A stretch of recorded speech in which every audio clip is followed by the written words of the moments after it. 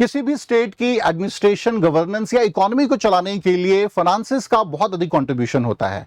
और ये बात हमें हिमाचल के कंटेक्स्ट में आज के इस टॉपिक के माध्यम से बहुत अच्छे से समझ आती है, क्योंकि इस टॉपिक ने ना सिर्फ हिमाचल की राजनीति में बल्कि आर्थिकी को भी गहरे रूप से प्रभावित किया है। Yes, I am talking about revenue deficit grant and it's impact in Himachal Pradesh. So hello students, welcome to Raj Malhotra IAS and a Target HPS 2026 series, जिसमें आज का हमारा टॉपिक हिमाचल प्रदेश की इकोनॉमी सब्जेक्ट से रहने वाला है। और ये टॉपिक पिछले 1.5 महीने से हिमाचल की राजनीति में चर्चा का विषय बना हुआ है। कारण बड़ा सिंपल है, क्योंकि अभी 16th फाइनेंस कमीशन की रिकमेंडेशन ने आरडीजी को डिसकंटिन्यू करने की बात की है। तो आज के इस लेक्चर में हम समझेंगे, जानेंगे what exactly the constitutional status of RDG, वो कौन कौन से पैरामीटर्स हैं जिसके माध्यम से आरडीजी कुछ स्टेट्स को प्रोवाइड करी जाती है, और आरडीजी को डिसकंटिन्यू करने के बाद इसका क्या हिमाचल की इकोनॉमी पे गहरा प्रभाव पड़ेगा। So let's start. तो सबसे पहले बात करेंगे about RDG, revenue deficit grant. So revenue deficit grant in our constitution under article 275 clause 1 में मेंशन की गई है, और ये एक प्रकार की ग्रांट है which is provided to some special states, ऐसे स्टेट्स जो अपने फाइनेंसेस को मैनेज करने में, अपने एक्सपेंडिचर को मैनेज करने में दिक्कतें महसूस कर रहे हैं। स्पेशली ये एक ब्रिज को फिल करती है रेवेन्यू रिसिप्ट्स और एसेंशियल एक्सपेंडिचर के बीच, और it also promote the fiscal federalism, जो सेंटर और स्टेट के रिलेशंस हैं उनको भी बूस्ट करने में इसका योगदान रहता है। लेकिन अभी हाल ही में हमने क्या देखा भाई, 16th फाइनेंस कमीशन की रिकमेंडेशन के माध्यम से इसे डिसकंटिन्यू करने की बात की है। अब ध्यान दीजिएगा, ये जो डिसकंटिन्यूशन है ये सिर्फ हिमाचल के कंटेक्स्ट में नहीं है, ये तकरीबन 17 जो स्टेट है पूरे भारत के, वहां से इसे डिसकंटिन्यू किया जा रहा है, जिसमें हिमाचल प्रदेश भी एक महत्वपूर्ण स्टेट है। हालांकि it has deeply impacted majorly 2 states. पहला है आपका नागालैंड। नागालैंड को इसने गहरे रूप से प्रभावित किया है भाई। नागालैंड को प्रभावित करने का कारण जो है वो बड़ा सिंपल है, क्योंकि अगर हम नागालैंड का बजट देखेंगे तो 17% जो नागालैंड का बजट है वो आरडीजी पे डिपेंड करता है, और दूसरे नंबर पे हिमाचल प्रदेश का नंबर आता है, क्योंकि हिमाचल प्रदेश का भी 12.7% बजट है वो आरडीजी पर निर्भर करता है। और इसी की वजह से हिमाचल के लिए भी फाइनेंशियली एक बहुत बड़ा झटका रहा। So let's proceed. ये हमने बात कर ली आरडीजी के कंटेक्स्ट में। अब जानेंगे what exactly the purpose of RDG. जैसा मैंने कहा, it promotes the fiscal federalism, the principle of fiscal federalism in India. तो इसके जो पीछे के कारण हैं उनको समझते हैं। Bridging fiscal imbalances. देखिए, ऐसे राज्य मुख्य रूप से जो जियोग्राफिकली डिसएडवांटेज हैं, जिनके यहाँ अर्निंग के सोर्सेज ज्यादा नहीं हैं, और जो अपने एक्सपेंडिचर्स को, स्पेशली जो एसेंशियल एक्सपेंडिचर्स हैं, उनको मीटअप नहीं कर पा रहे हैं, जैसे पेज एंड सैलरीज को रिलीज करना, पेंशन्स देना, या अदर एडमिनिस्ट्रेटिव जो इंपॉर्टेंट एसेंशियल वर्क है उनको कंप्लीट करने में दिक्कतें आ रही हैं, तो सरकार की तरफ से ऐसे कंटेक्स्ट में आरडीजी प्रोवाइड करी जाती है। Alright, it also ensure consistent public services.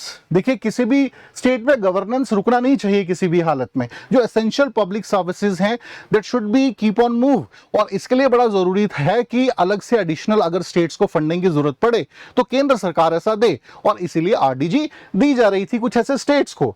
It also supporting the development expenditure. बहुत से ये हमेशा केंद्र, और इसकी शिकायत भी रही है, अब रिमूव किया है तो एक शिकायत भी रही है केंद्र सरकार की, ठीक है, कि ये जो फंडिंग दी जा रही है ना, इससे डेवलपमेंट्स होनी चाहिए, डेवलपमेंट एसेट्स आप क्रिएट करिए जो आपके लिए फर्दर जो है फाइनेंसेस के सोर्सेज बन पाए। ऑलराइट, तो इसके लिए भी फंडिंग की जाती है, और इसके अलावा बहुत सी वेलफेयर स्कीम्स वगैरह जो हैं जिनको मीटअप करने में, जैसे हम एसडीजी गोल्स के कंटेक्स्ट में ही बात कर लें, बहुत से एसडीजी गोल्स हमारे हैं जिनको मीटअप करने में हमेशा ही स्टेट्स को कंसर्न्स रहते हैं। सो ऐसे में केंद्र सरकार की तरफ से असिस्टेंट फाइनेंशियल एड प्रोवाइड करी जाती है, और उनमें से आरडीजी भी एक इंपॉर्टेंट है। इसके अलावा कुछ स्टेट्स को ना स्पेशल स्टेटस का भी दर्जा दिया जाता है ड्यू टू सम रीजंस। खैर, उस पर भी आगे हम बात करेंगे। चलिए, तो ये तो हमने पर्पस की बात कर ली। अब हम बात करेंगे क्राइटेरिया के कंटेक्स्ट में। देखिए, पार्लियामेंट जो है ये डिटरमाइन करती है कि किस स्टेट को असिस्टेंस प्रोवाइड करनी है या नहीं।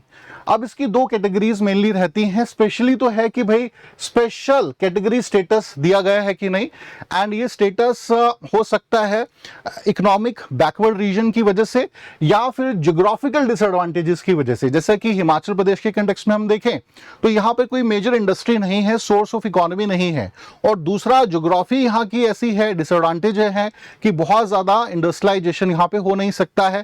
तो भाई कैसे इकोनॉमी को आगे मूव ऑन करें, ऐसे केस में ये असिस्टेंट प्रोवाइड सरकार की तरफ से किया जाता रहा है। लेकिन अभी 16th फाइनेंस कमीशन ने रिव्यू किया और ये पाया कि इसको डिसकंटिन्यू करना अब बेहतर होगा। और इसके पीछे के जो कारण है, और ये ऐसा नहीं है हिमाचल प्रदेश से ही किया गया है, 17 स्टेट से किया गया है, ठीक है, लेकिन अधिक प्रभावित राज्यों में नागालैंड और दूसरे नंबर पर हिमाचल प्रदेश शामिल है।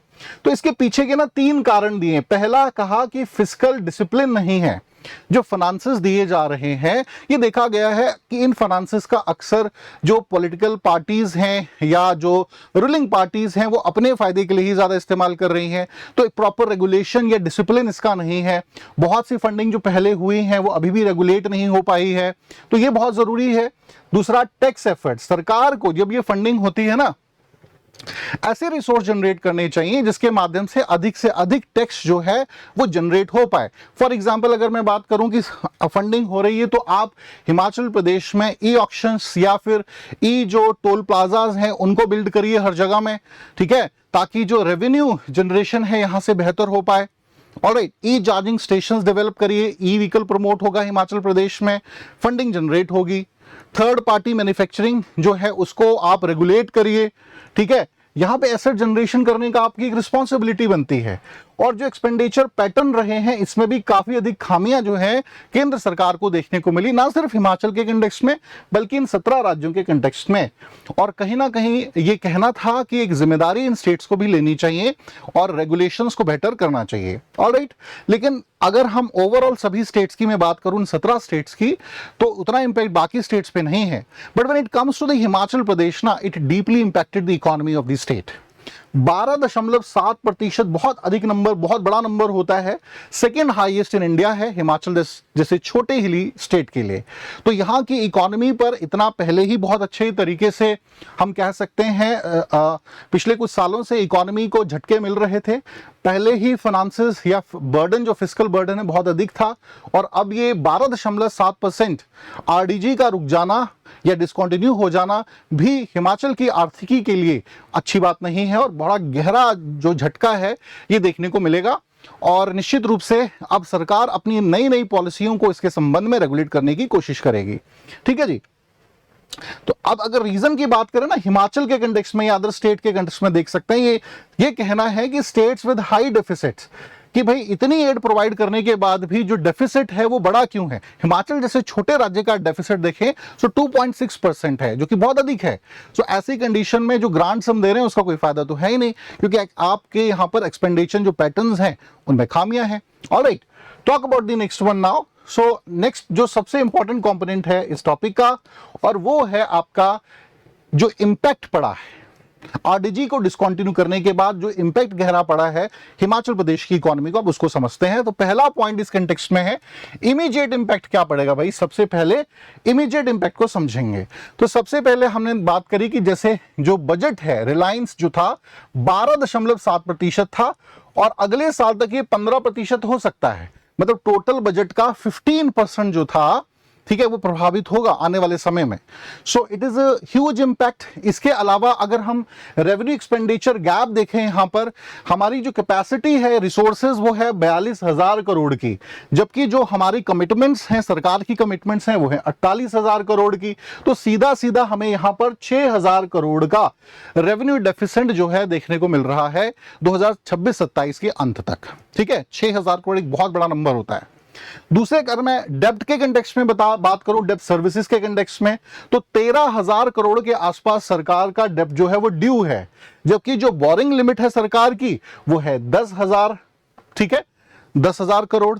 तो इसमें भी हमें क्या देखने को मिल रहा है, नेगेटिव कैश फ्लो देखने को मिल रहा है, जो कि निश्चित रूप से हिमाचल के कंटेक्स्ट में एक गहरा झटका हम हिमाचल प्रदेश के कंटेक्स्ट में कहेंगे।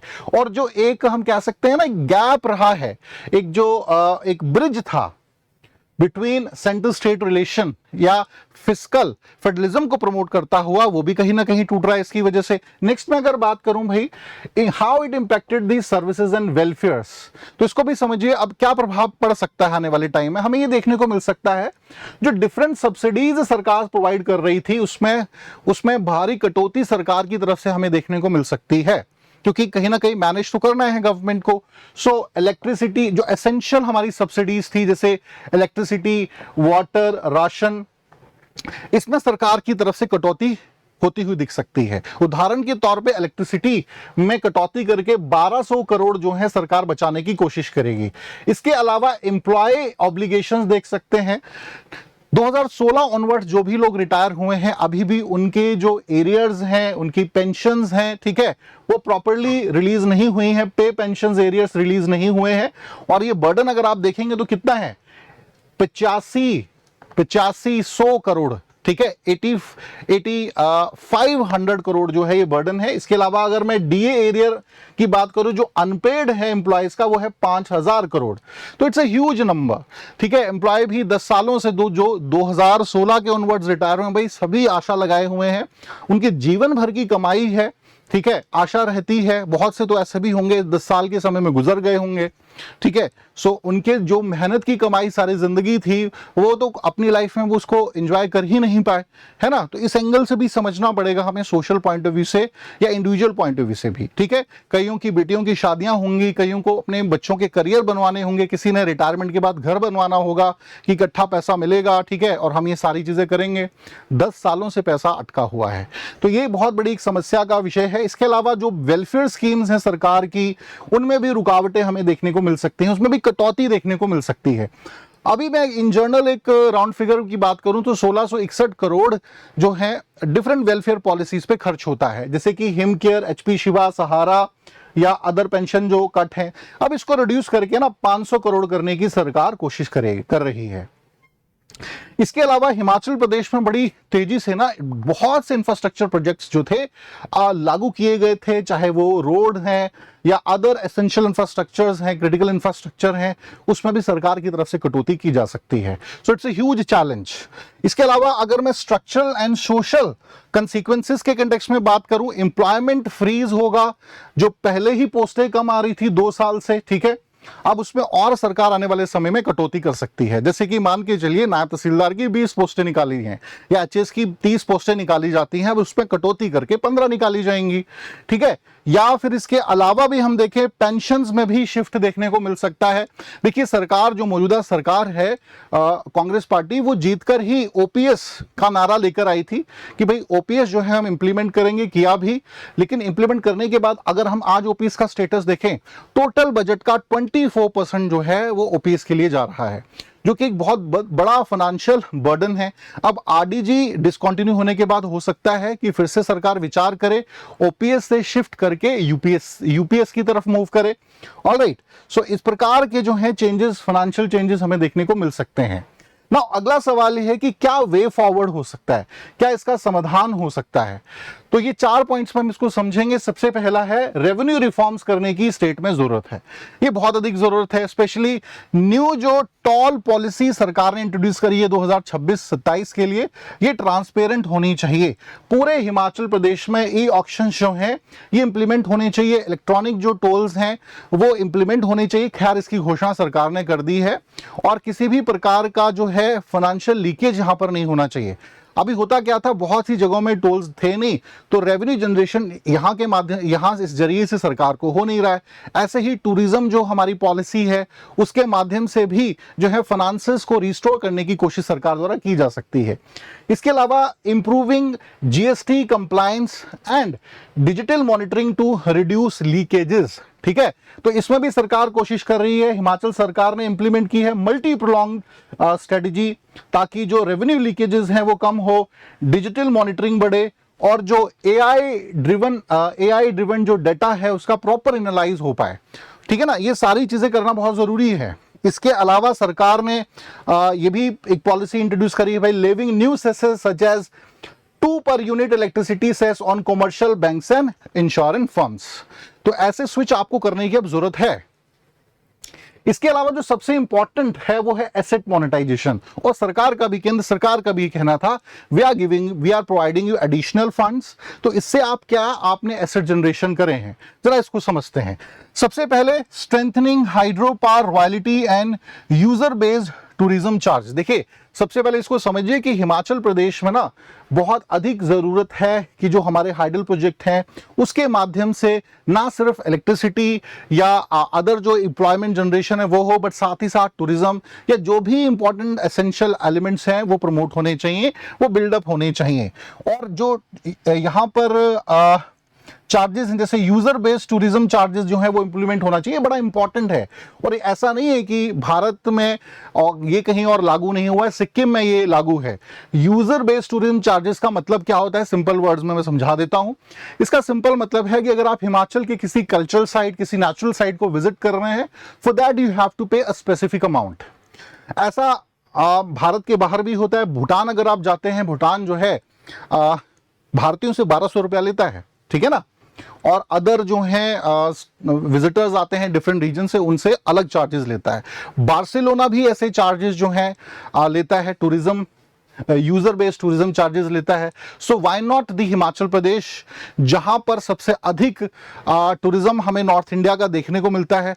और अभी रिसेंट डाटा भी आया था booking.com का, इफ यू रिमेंबर, कि सबसे जो हॉस्पिटेबल पूरी दुनिया में आपके प्लेसेस हैं उनमें 5वें नंबर पे हिमाचल प्रदेश है। तो इस चीज़ों को भुनाना चाहिए और टूरिज्म को जो है और प्रमोट करना चाहिए। रेवेन्यू जनरेशन जो हो सकता है उसे वो करना चाहिए, ठीक है। तो यूजर बेस्ड जो टूरिज्म है चार्जेस हैं, स्पेशली बहुत से फॉरेनर्स आते हैं, कम से कम उन पर तो लागू किया ही जाए।